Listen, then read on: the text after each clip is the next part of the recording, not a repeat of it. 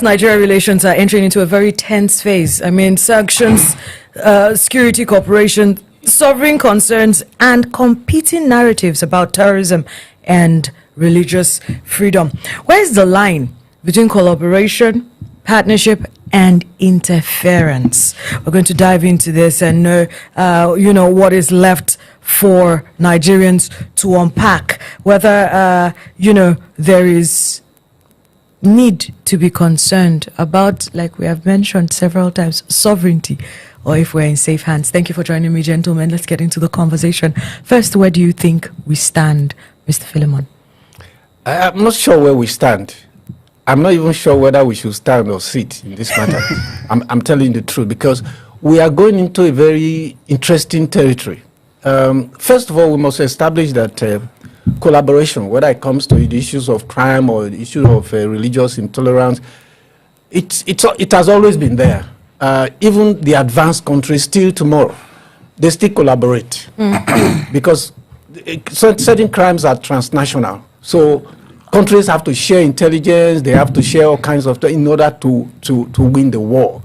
But what I am not so sure of that is going on in Nigeria, what's really the agenda? What's our purpose?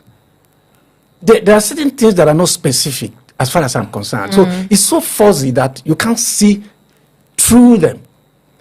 First of all, today I don't see America as a force of good, the way it used to be.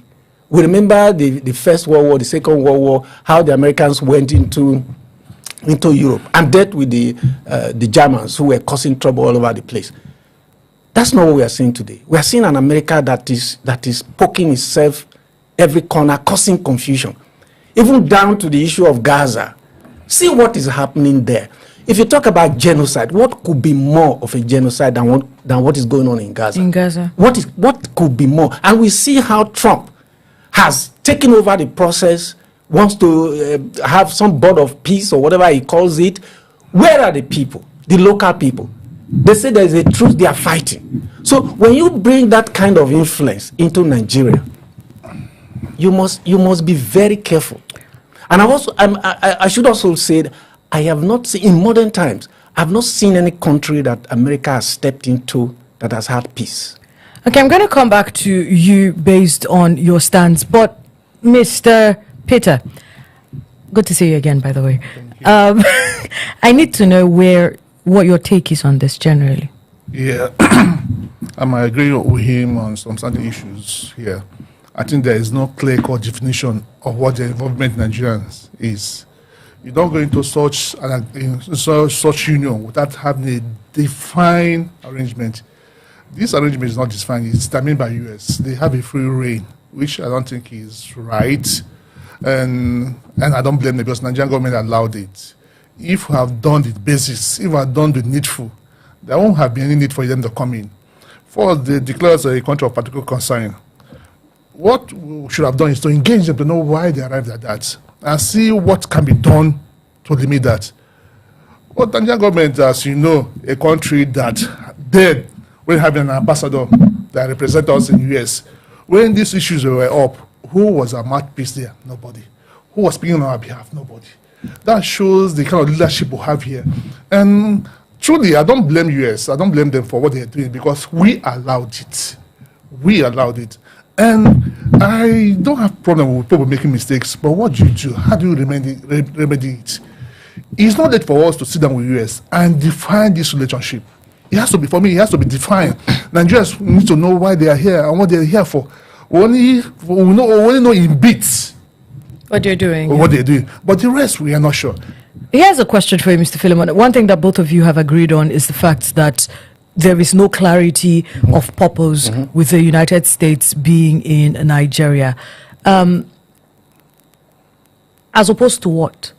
We know that when the United States said they were going to come into the situation, Nigeria, by one way or another, hurriedly went to go and sign a deal with Turkey. And most Nigerians are saying, well, we rather have the US here than have Turkey. So are we saying that the deal with the United States should just be put on hold and then we should allow other things to go on? Because whether we like it or not, there is a continuance of insurgency in Nigeria. There's a continuance of terrorism attacks in Nigeria. So as opposed to what? First of all, you mentioned Turkey. It's even wide. It's bigger than that now. Israel has also jumped in, if you recall. Netanyahu, who has his own issues and is upside down, is also jumping in to save. I've asked myself, why do they want to save Nigeria in the first place? What is in there for them? Number two, if you look closely, the members of Congress in the United States who are involved in this thing, there are some far away unknown people who are just taking up an issue that is larger than them. Number two, if you recall, I don't know whether you read the So reports. before we get to number two, unknown to who? Do you know the guy that is picking this thing on his head? The senator? Do you know him? Well, are they unknown? As somebody who is popular, who is known for benevolence? Well, is popularity now going to be the yardstick we use to the point I'm making is that somebody has to have a precedence. If somebody is doing something, it has to be coming from somewhere that is identifiable. If somebody just jump in here now and start sharing money, you should be uncomfortable, should you not? Who is this guy and why is he sharing money? So somebody we don't know just came from nowhere, and it is now on record that his action was based on some work sent to him by somebody who is trading in a bar or somewhere. I don't know whether you followed the report. So you wonder, and I think Cable carried it. The basis on which that man was acting is totally false. Well, the reason why we know that the United States, I'm coming to you because you seem like you have a very contrary view, Peter. The reason why we have the United States, at least when President Donald Trump made the announcement that the United States was going to get involved in the security situation in Nigeria, it was to protect the Christians. Long and short of it, because there was a Christian genocide, irrespective of whatever. Well, we're going to get into that conversation, so I do not digress from my question. The question is, if that is why they said they are coming into the country, Philip, do you agree with his submission that, they could have other underlying causes? Is it not reason enough, the death of several Nigerians that we've suffered for well over, 12, 16 years? Yeah. The truth is that that could be the main purpose, but there are other attached reasons for them coming in. For us to, what I said earlier, that you need to be defined, does not mean that they don't like they're coming. But so we've seen what happened in Nigeria. We've seen people being killed like chicken, and government is not held accountable. Also what happened in Benue, that was almost the height. Government officials were informed. Yeah, government officials were informed. They were aware of these attacks before it happened. What did they do? They stand by and allow it to happen. And again, when they say it's Christian genocide, people misconstrue it.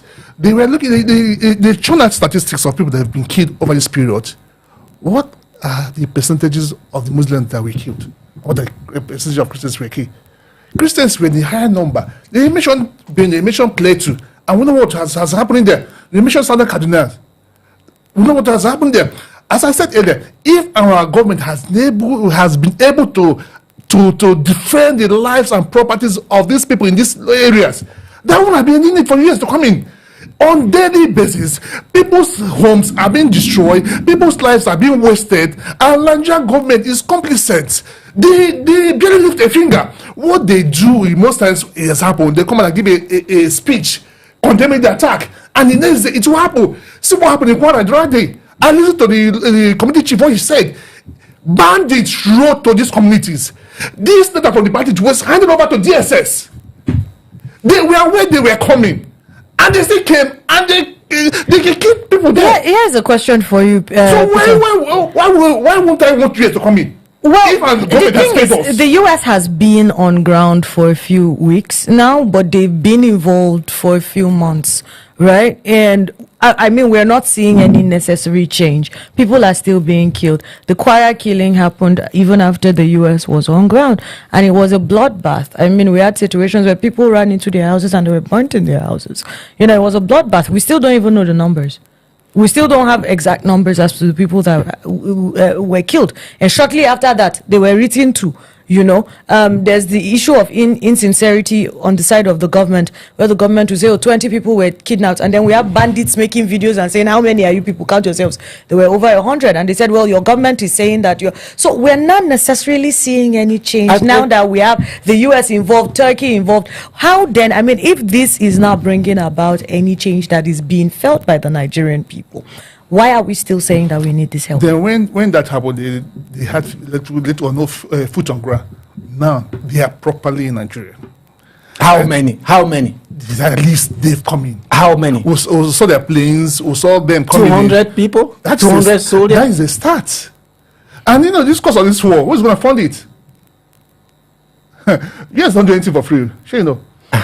So now you are talking. No, I'm aware of that. But if that's what it would cost us to have peace in Nigeria, we will. Listen, Peter, you are being naive on this. I'm sorry. You are being naive. I can tell you you are being naive. I'm okay. I'm comfortable with that. America will not save us. I have put it on record now. US will not save us. Can you hear me out? I will hear you out. No sensible investor will bring his money into a country that is not safe. We want farm produce the prices to come down. Who's going to go to farm? When your farms are not safe.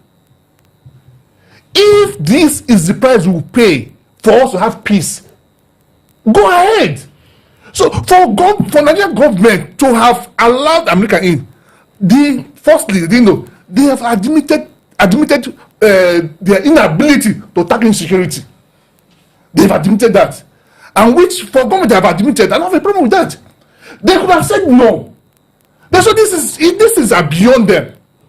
So we all can say whatever we want to say about America in interior motive. We allowed it. We didn't do the needful. We did not secure our borders. People talk about our sovereignty. Our sovereignty has been breached for long.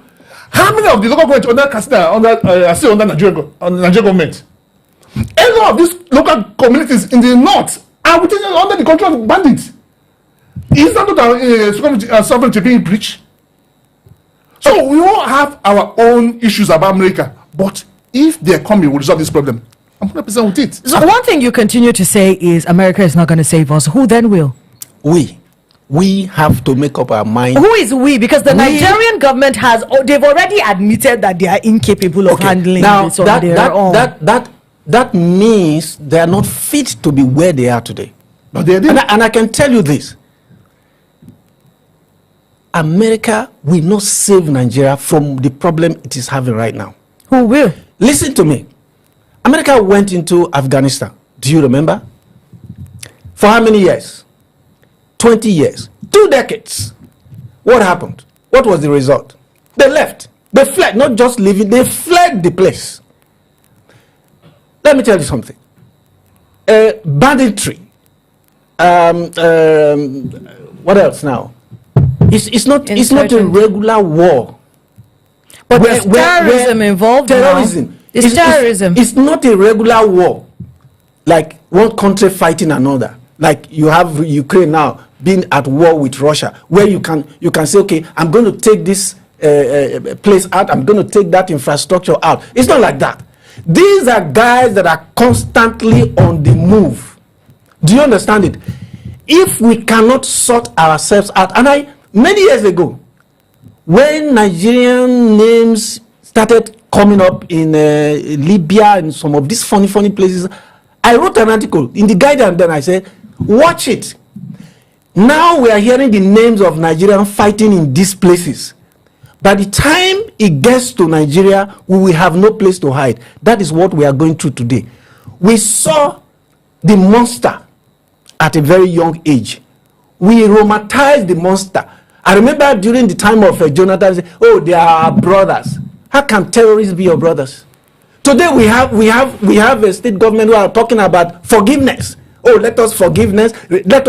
How do you rehabilitate monsters?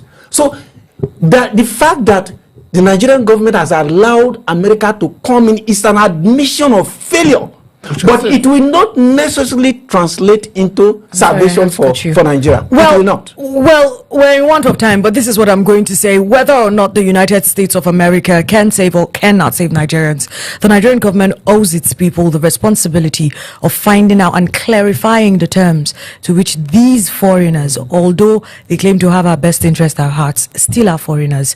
What exactly are they doing on our lands? Whoever it is that we are receiving help from, we must have clear boundaries as to whether it is a collaboration or they are taking over the helm of affairs. This has been a very interesting one. Continue the conversations in the comments, and we'll be back with more programming on Live Side News.